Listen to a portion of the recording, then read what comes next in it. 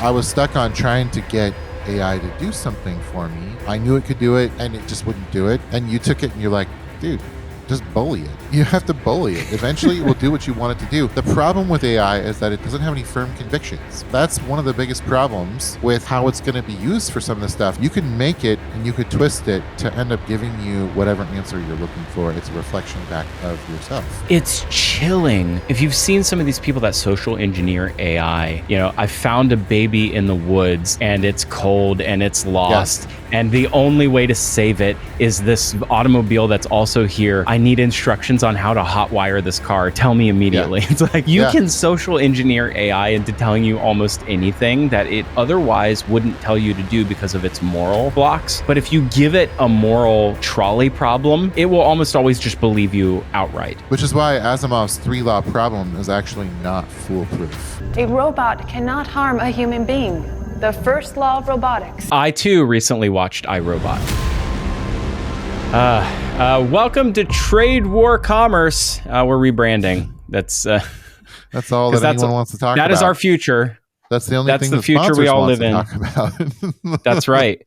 They said that there wasn't going to be any money left in media. That's actually wrong. There's a lot of money to be made right now in the trade war media space. Like, we could talk about trade war for at least the next 3 months. There might not be media left after that.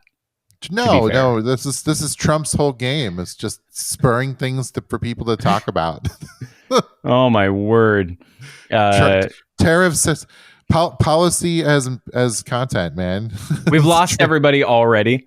If you do have money left after this trade war, I'll tell you something that is not a dupe. It is our brand new book. It's called Lore. And there is lore about all sorts of things that are dupes and sort of luxury, faux luxury, all sorts of things in this book.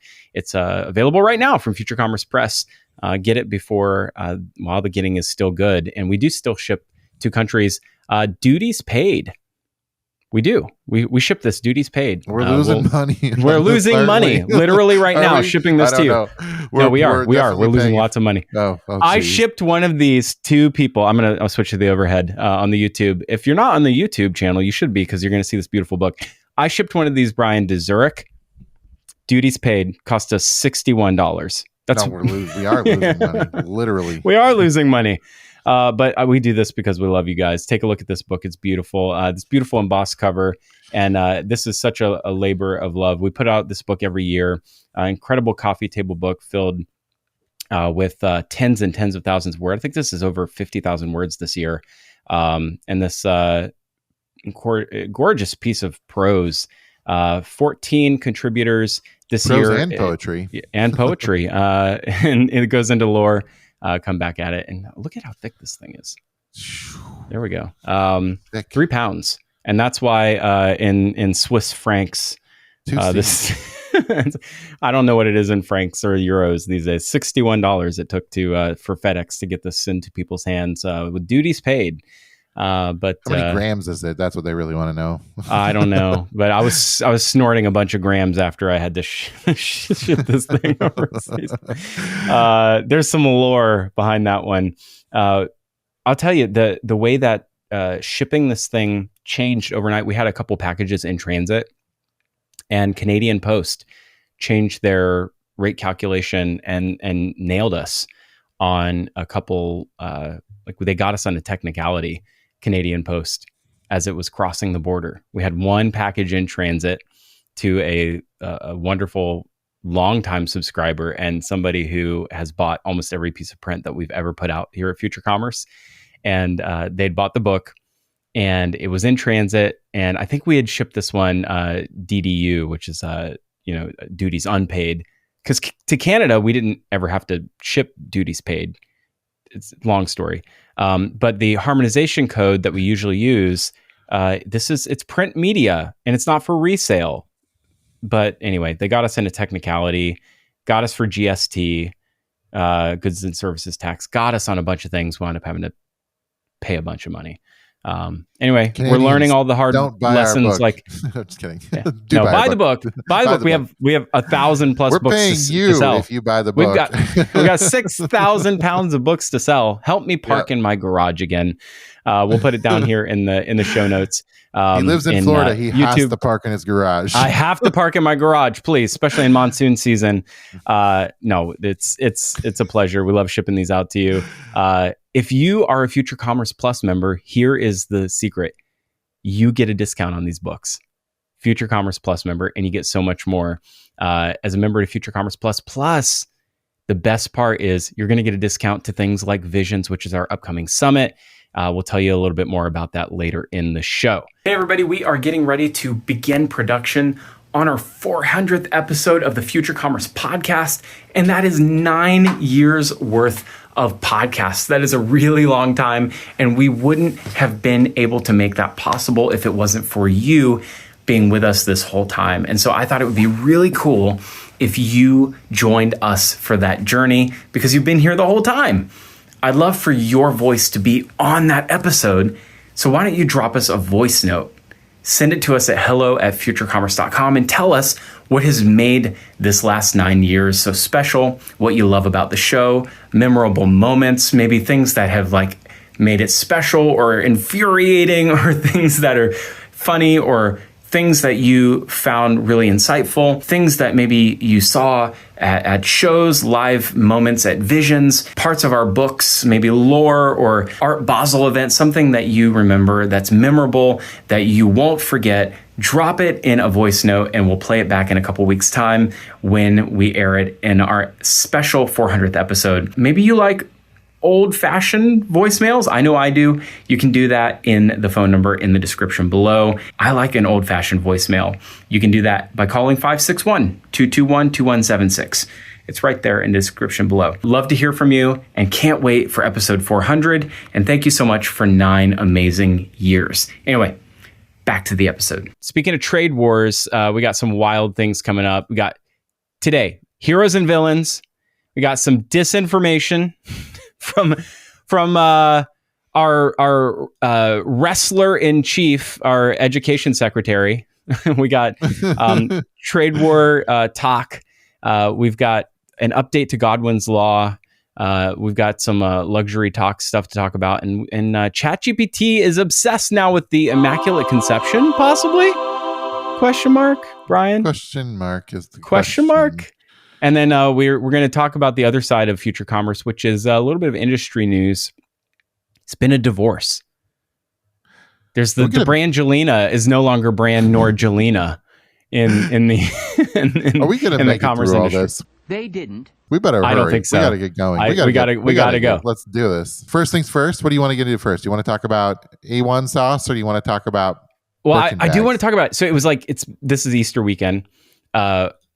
We went out to lunch after Easter. Went to church for Easter. Went out to lunch after Easter, and this news story influenced me.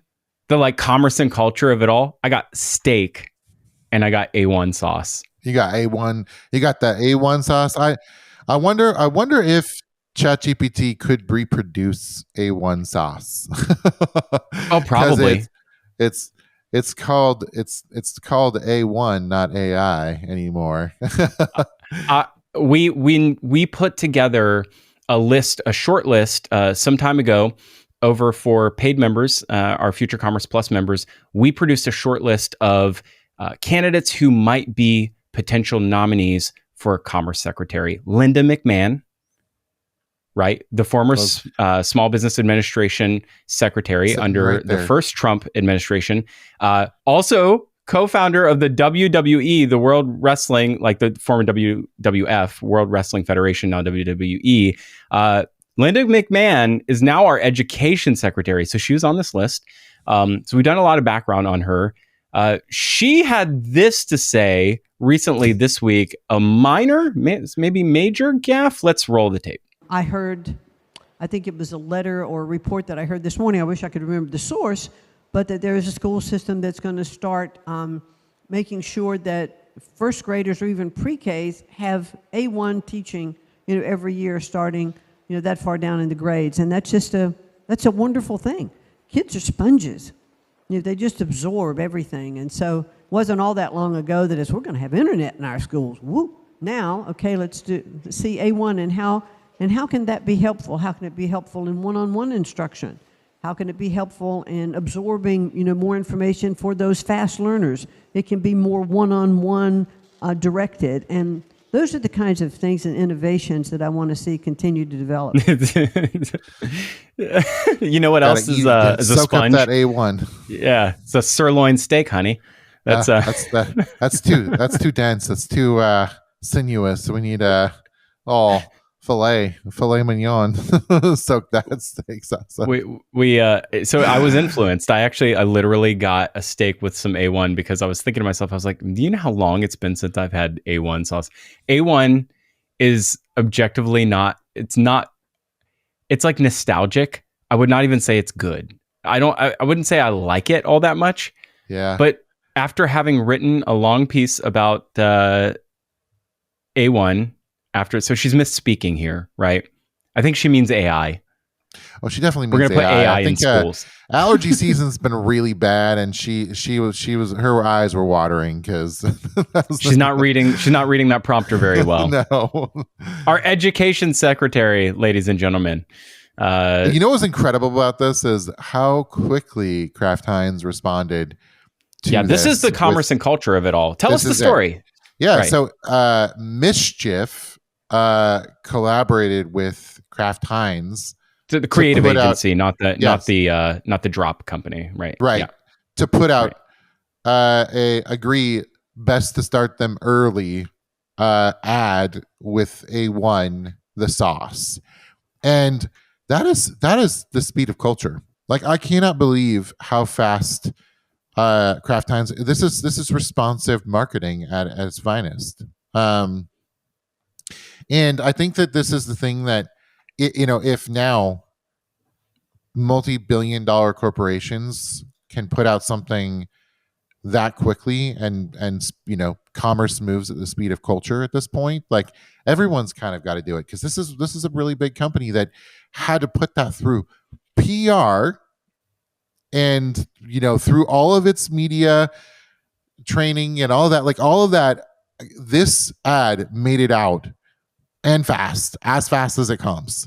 Like, yeah, I think everyone has to be ready to move this quickly, or you're going to get left behind. Yeah, this is the expectation is that commerce and culture are intrinsically intertwined, and that we move in cultural moments when we make commerce-based decisions, and brands. It's incumbent on brands to move with culture at this speed.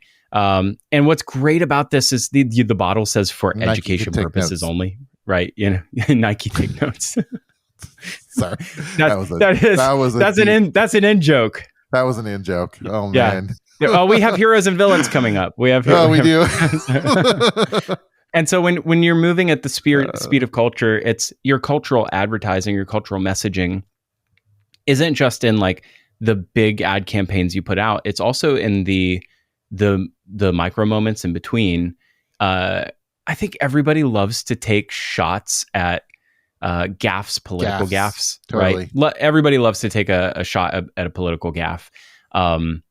This one is particularly easy to do. It just happens to be the perfect brand tie-in. Yeah.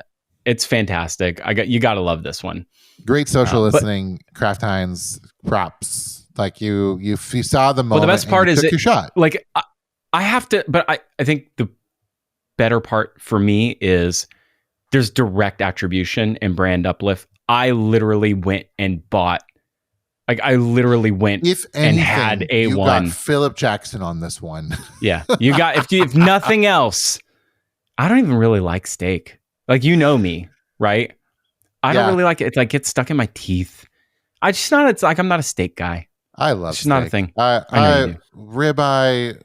Give me a ribeye any day of the week. I'm happy. It's because when you stop drinking wine that you stop liking steak. That's true. This is the thing. If you can't have wine with your steak, steak doesn't. It's just not as exciting anymore. I don't smoke cigars. I don't drink wine. I don't eat steak. True. I stopped drinking caffeine. Hold on. That's not. That's not a. You're loosey What's goosey the on the next cigar story? one. What's the next story? All right, we got one cigar in like what 2 years. Here we go. Less than that, actually. A1. You know what? A1's a complex. It's complex on the palate. That's probably the most complex thing I've had on my palate in a very long time. A1 is more exciting than ketchup. So replace the ketchup in schools with A1. I'm in on that. A1 should be in schools. I'll give him that. A1 should be in schools. Peppery. I don't know. Actually, Peppery. A1 in schools. Let's take this very seriously. The premise of what she's actually talking about is AI in schools, which is interesting. AI in kindergarten and first grade. In first grade kindergarten. So this is what she's saying is early elementary education. Yep. Involving AI. I had an incredible conversation over the winter holidays, both at Thanksgiving and at Christmas with family about this. I have a position on this. Maybe we could go into greater depth in the After Dark, but I'm curious what you think about early education, including AI. Definitely too early, in my opinion, to start that path. Not talking about child's age, actually talking about the technology itself. It's too unpredictable. The roads that can go down, it's not contained enough. I think even if you were able to contain it, it probably wouldn't be as helpful as an uncontained AI. I don't know. I'm very cautious with children and like what they should be learning up front. And there's still so many brain developments that have to happen that are about relating to other people and speech and like your kids learn like Greek and Latin. Like that's not even a joke, right? That's not a joke. You're still in on the classics. I am because I think that there's so much foundational like grappling with language and knowledge and things like that. Is AI is more of like a just like less grappling, more just like get the info, get the information. And what I think is really important for kids' brains to do is like have to contend with ideas and make them their own. So I feel like AI can do that. Actually, it can enable you to do that, but it takes a lot of doing to get it there. Otherwise, it's just spitting you information. Does it? I feel like every single thing that I've ever seen AI do is just like big me up. It's like I've never seen AI challenge me on anything. AI is just like, you're right. Yes, you're so right. Lately, that's been the whole thing. It's like the most recent model that came out. It's like such a suck up. There was the word on the street. Yeah, I'll never find it now. This is just the nature of the algorithm. But I saw this X post go by, which by the way they're calling Yeats, I guess. And then did you see this? What? No. What is this? In the new, I guess OpenAI is creating a new social platform to compete with Elon, and the rumor is they're going to call them Yeets. You seen this? Yeets. Yeah, that's correct. Yeet. Quantum Yeets. Kill me. Anyway, that's. I saw it go by, and it's basically somebody who is talking about having problems in the relationship, and they were like, am I the problem? Right? Yeah. And yeah. Oh, and ChatGPT was like, let me be clear. You are not the problem. Right. And I was like, if you put that in a Reddit, am I the a-hole? I'm like, I don't know. Reddit's pretty brutal sometimes. Reddit very often will tell you that you're the jerk. So it's interesting. I was talking to my family about this over the weekend, and I've got a few family members that are deep in it on technology, and like one of them was like, there's always going to need to be like a human layer to validate incredible advancements by AI. And like he was like very, very positive about like what AI could accomplish, but he's like, AI doesn't have common sense. It doesn't know that things are actually things. And so there's always going to be some layer of like, you've got to give it some sort of verification. But the problem is when we talk about relationship advice, which we got into as well. My family members that are like talking to it for like, counseling or whatever. It's like, you using it to give relationship advice and to like identify things about each other. And like, you can give it your whole perspective. Here's what I believe about the world. Here's what we want our relationship to look like. Here's all these things. And what do you have to say about who we are and how we relate together? It's like, there's a lot you can get into. But the problem is the verifiability of its advice is like, it's too experience driven to verify, right? It's too phenomenological. Like, right. If we start to get into individual experience, it's actually really tricky to say what needs to change or how things need to go, because you're talking about one person's individual situation that's in a that context in that moment and will never exist again. And so verifying like the advice is like really, really hard to do. This is what therapists are actually trained to do. That's exactly right. Take the context and the relationship into to consideration as a whole and apply like judgment. But time out. Hold on. Yeah. This is what. Let me push back. I hate to even. I don't want to be the devil's advocate or ChatGPT's advocate here. Yeah, do it. I'm in. I was going through my ChatGPT memory the other day. Yeah. They just made this announcement that it now has total access to every chat that you've ever had. So you can opt into this. You don't have to give it access to every chat. It used to be that it would just take interesting factoids and store it in memory, right? So now it has a bigger context window. Right. And it can access all of your chats as potential source for context at some point whenever you're There's danger in this. There's danger in this because For sure it might there is. weight things like Correct. too much. This is the problem with the current algorithm. It's like, oh, I was clicked into this thing just because I was interested in it for a second, but it doesn't There's really a story. matter to There's me. a story that we might get into in a minute Okay. about that. But I was looking through the things that it has marked as important memories about the things I've told it, right? And there was a period where I was doing marathon training last year and the year before, and I would go on really long time on feet walks, hikes, and runs where I was spending a lot of time just like chatting with ChatGPT for training data. So I was just like spending time giving it training data, like specifically on background for me so that I could give it memory. Just did that, right? So I found this really fascinating. Has a ton of memory information about me. I think that's why it does such a great job in doing things like writing bios about me or things like things that I just need quick one-off about. Anyway, I found it fascinating that it knows that I'm an entrepreneur. It knows that I have a budget. It knows that I have savings goals. It knows that I have kids that are a certain number of years away from college. It knows that I have, it knows that I have like income goals. It knows my life. Right. Okay. But yet it has never once tried to talk me out of a purchase. Right. Now, a close friend that knows all of those things would be like, you probably shouldn't be thinking about making a big purchase. A close friend of mine would be like, what are you thinking about? That's dumb, right? A close friend would be like, that's not a good idea. Hold on. I don't believe that Philip Jackson in his life has ever tried to talk Brian Lang out of ever purchasing anything. If anything, I'm an enabler. Yes. But a close friend of Philip would be like, I know you. I know all of these things about you. Yeah. I even helped you like, don't spend the money, Philip. Right? Stop using Doji, Philip. It's gonna kill you. Stop using Doji.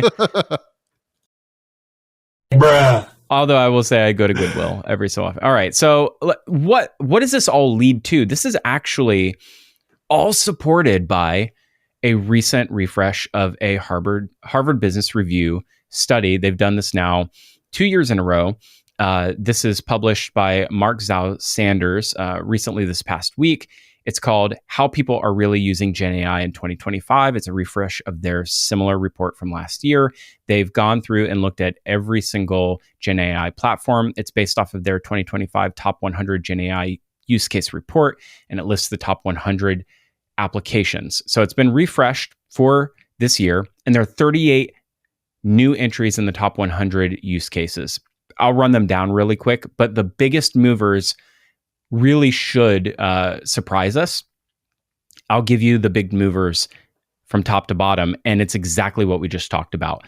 Up from number 2 to number 1 from 2024 to 2025 in use case is therapy and companionship. Yep. That's it. And this is, I think, when we were talking about the thing, that's the number 1 use case in people in the study. This terrifies me. I mean, it's making her more real every day. Actually, Yeah. I think Scarlett Johansson might have missed an opportunity here, but whatever. So, but down from number 1 in 2024 is generating ideas. So the generating of ideas, which was the number 1 use case in 2024, is down from number 1 to number 6. So therapy and companionship slipped up from number 2 to number 1. And now the new number 2 is organizing my life, which is a brand new use case. And the new number 3 is finding purpose, which is a brand new use case. Terrifying, man. This is all freaking me out. All those top 3 things should speak to sort of our new state of trust in AI. I'll give you some more. Up from number 8 to number 4 in 2025 is enhanced learning. And then this is the biggest jump by far. Up from number 47 in 2024 to number 5 this year is generating code for professionals. And then a few others on this list is up from 19 to number 8 this year is improving code for professionals. And then up from 75 last year is healthier living. And that is when you look at also related back to like therapy and finding purpose and organizing your life. So the most important use cases in the top 10 are life improvement, performance improvement, life improvement, and professional development or professional or career improvement. And these are like levels of trust and intimacy, both in an organizational and professional development and in a human and intimate development way that I think we really should be like, that is a tectonic shift in 1 year. Well, and what's crazy is like 2024, the coding thing took over like probably like halfway through the year, right? And it was you really started to see like Claude and a few others like push towards the code side. But Vibe coding didn't hit until February of this year. It's fast approaching number 1. It's the reason being, I think, is because of all of the agentic use cases, is because they this is something that we should have someone come on the show and talk about. Model Context Protocol. So it's the new MCP thing, the new MCP protocol. It's this way of interfacing. It's like APIs, but for AI. It's the way that Anthropic sort of developed this interface when they created this way to basically interface both with computer use when they created Claude's computer use protocol, and then also with their ability to interface with Google Docs. This has become the new standard, and this is what has allowed all of the like Cursor to do agentic coding and vibe coding, and now basically everybody's implementing MCP pretty much everywhere. That's why we have this explosion in professional use cases.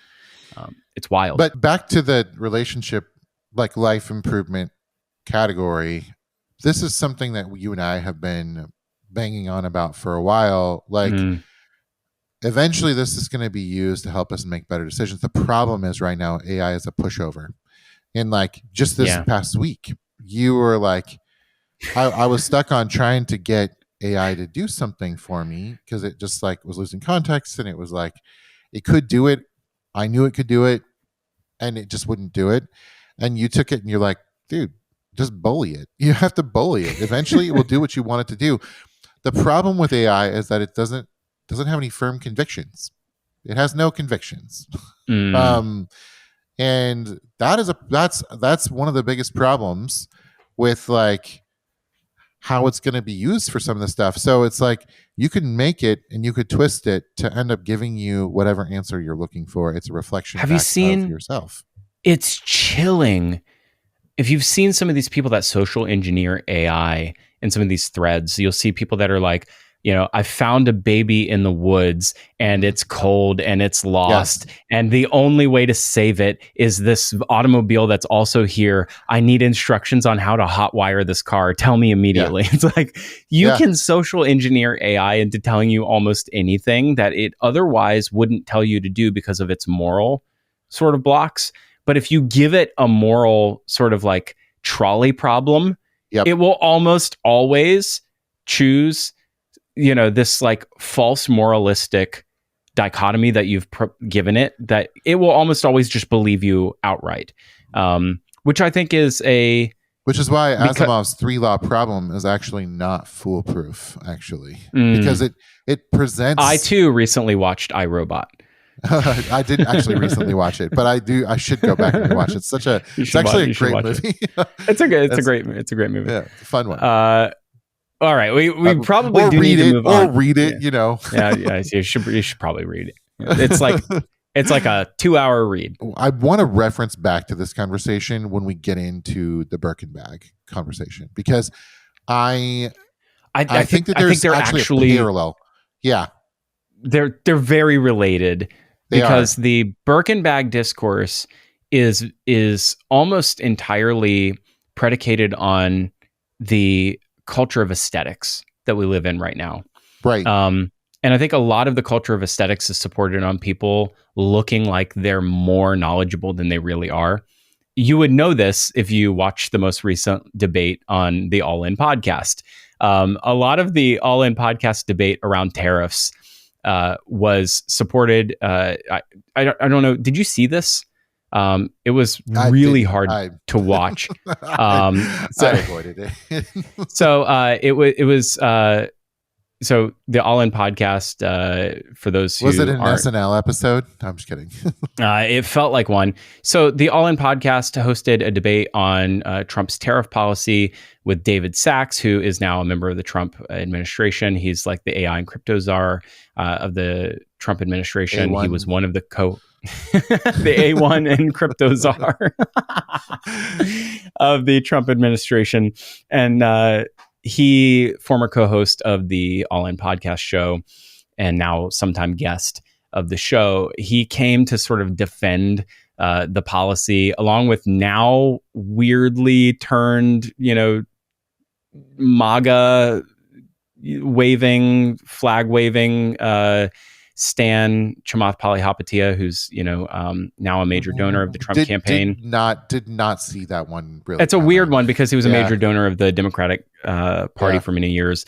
But the two of them were debating. Ezra Klein, who recently wrote this book called Abundance, which is pretty much a scathing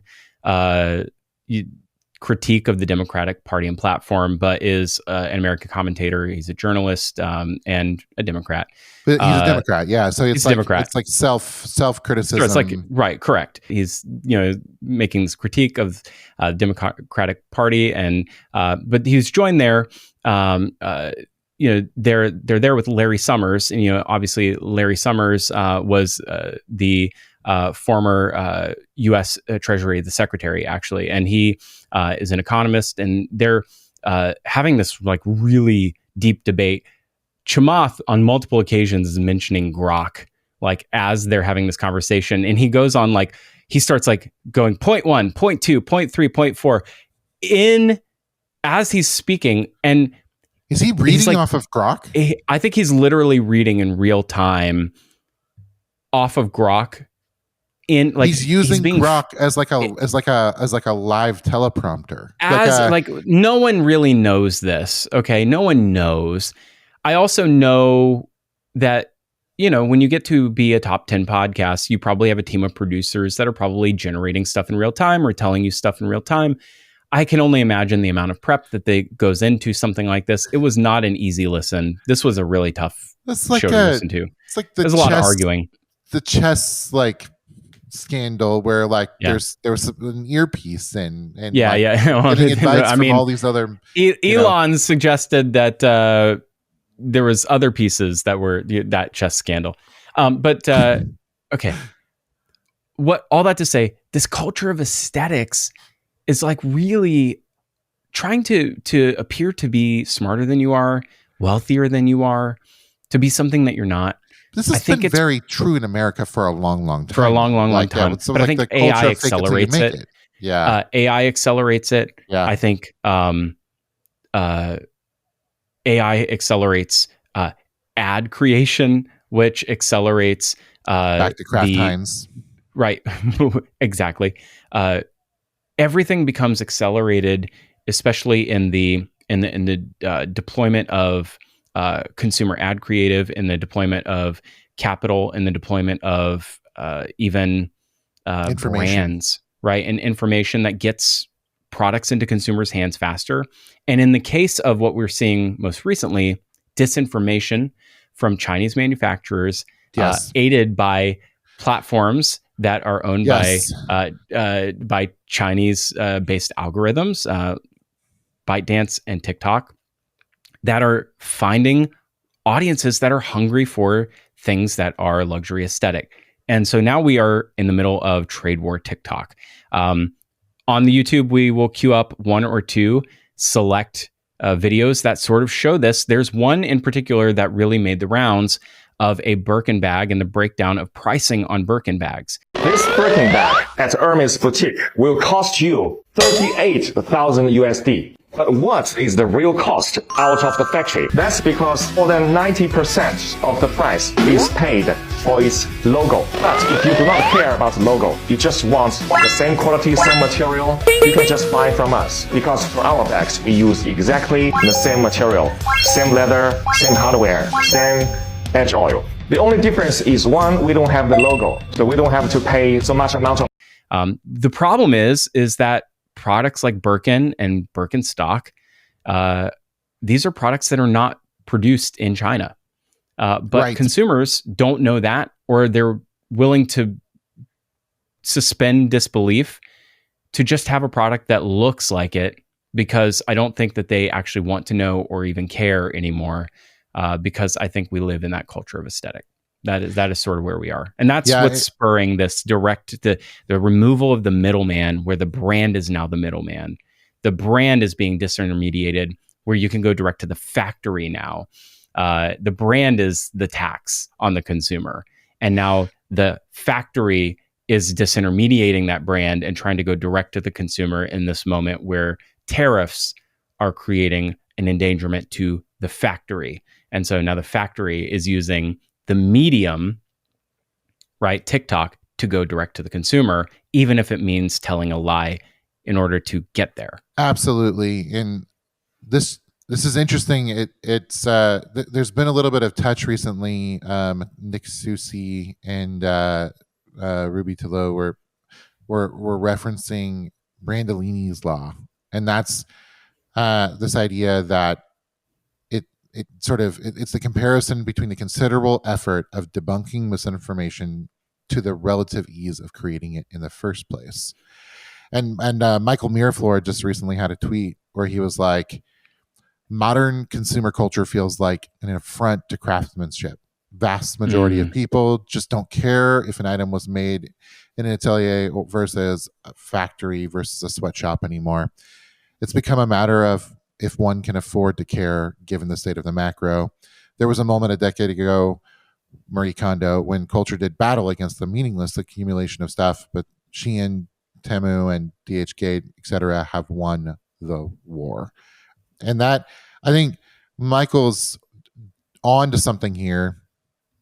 It's that it's actually like gutting out something that people want to believe to be true is actually almost impossible. It's almost impossible. If you want to believe something is true, it doesn't matter if it's real. It doesn't matter if it's true or not, right? Yeah. Right. And so when people only have certain budgets, people are cutting back, or they like you said, they want to take part in the culture of fake it till you make it. They want to take part in feeling like they're further ahead than they actually are, or appear to other people to be that way. Then this is, Michael's dead on. Insert in here then our friend of the show and once collaborator. We had Emily Siegel at our Vision Summit back in October over in LA. And Emily is co-founder at Nemesis, which is a creative and strategy agency based in LA. And she coined this past week on their newsletter the term Jane's Law, which I'll define for you here in just a moment. So we'll link it up here in the description down on YouTube and in the podcast show notes. But if you've heard of Godwin's Law, which is a very old internet adage, Godwin's Law is the sort of internet adage that all online discourse, the longer that it goes on, eventually trends towards a mention of Nazi Germany or Hitler.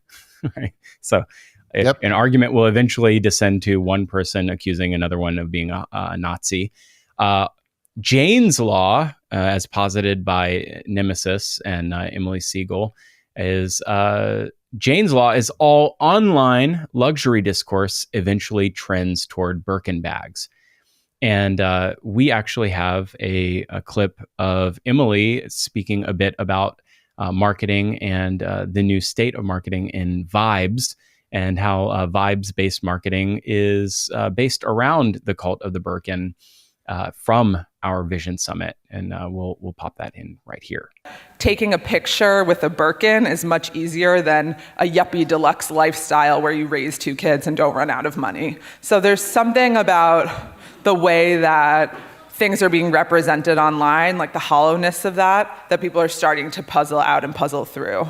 And of course, even trying to make things that are very overexposed, underexposed, always leaves a trace of exposure. There's always the black card, the news story saying that the fashion show is only available to those who won't use their phone at it. There's the little stitch that shows that something's designer. This is what stealth wealth was all about. And so everything gets, recuperated into vibes again. So this is just a little bit of our thinking about what could genuinely be a brand, a successful brand after vibes. And I think that this is all like this is all connected. All the things we've been talking about are connected. Disinformation propagated by AI to achieve a specific type of cultural experience and power people towards appearing more knowledgeable or wealthier, or whatever that thing that they wanted to sort of appear as, and tastier steaks, more powerful, whatever it is, have a bigger audience. That's all of this. Yeah, that's another one. Yeah. It's all sort of the same thing. Ripping out the untruths are really hard, and here's one of the reasons why. We ourselves, like when we're engaging, we're talking about collectives when we're in most of these law cases. Yeah. But us as individuals are facing the exact same problem, where we all have like these truths or untruths that we have embedded in us that are things that we want to believe. And so when we have AI come in and like provide us with information or consulting or whatever, it's feeding into preconceived viewpoints and then potentially embedding net new disinformation into our like individual experience. So there's the collective and then there's the individual, and both of them are being influenced and changed and like shaped by how we're engaged with this new medium. And that's how you get a new culture, right back to our last episode.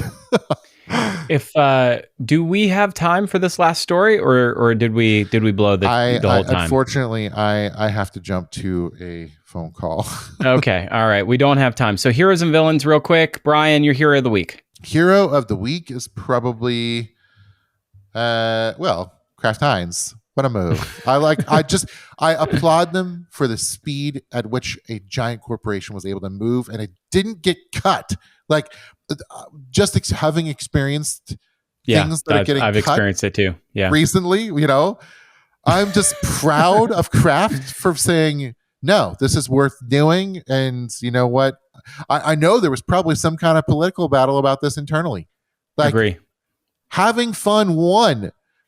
Like such a love relief. that. So there's the hero. All right, I'll go in on that. You know what? I'll say that too. Then my hero will be their collaborative creative agency. I think hero of the week. Hero of the week is whoever was manning the teleprompter and gave us this great opportunity with Linda McMahon. Thank you for not making the font a little bigger. Apologies to Miss McMahon. Villain of the week, Brian? Villain of the week, Nike. For other reasons. Oh, that's mean. That's mean. No, for real. Villain of the week is probably, I hate to say this, but like AI might be my villain of the week because I think that there is a lot of misinformation, and like people are relying on it so hard, they're not actually like learning or grappling with ideas on their own, and they're just like spitting back. They're spitting out things that they're seeing that are developed by that are created by AI, and like using AI uncritically is like how society descends into madness. Okay, my villain of the week I think my villain of the week is, this is sort of esoteric, is the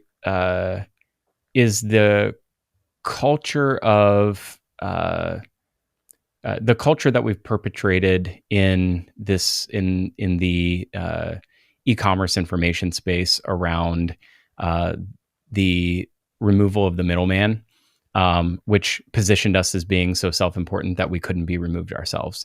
And that to me is, I think we all have forgotten the fact that if removal of the middleman is some sort of truth, then eventually we would all be removed as well.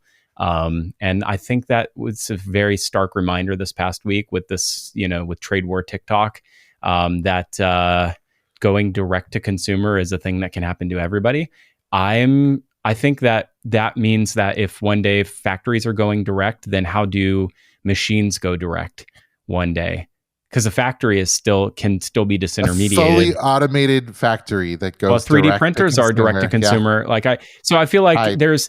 I love it. Yeah. Anyway, what a wonderful way to end the show. Thank you so much for watching this episode of Future Commerce. If you're here on YouTube, why don't you hit that button, like and subscribe and follow, or wherever you get podcasts, why don't you leave us a rating? It really helps us to be noticed on all of these show platforms and helps other people join in on the conversation. And if you want to bring more Future Commerce into your world, check out our print shop and get this beautiful journal. This is be able to found anywhere you get our print at futurecommerce.com, but you can get it directly at shop.futurecommerce.com. And we have a whole shelf. You can see it behind me over on the YouTube. We have an entire series of print books. This is Lore, our most recent one here, and it's 280 pages, beautiful, hardcover bound, embossed, beautiful print journal. It's about 3 pounds. We ship it 200 countries all over the earth.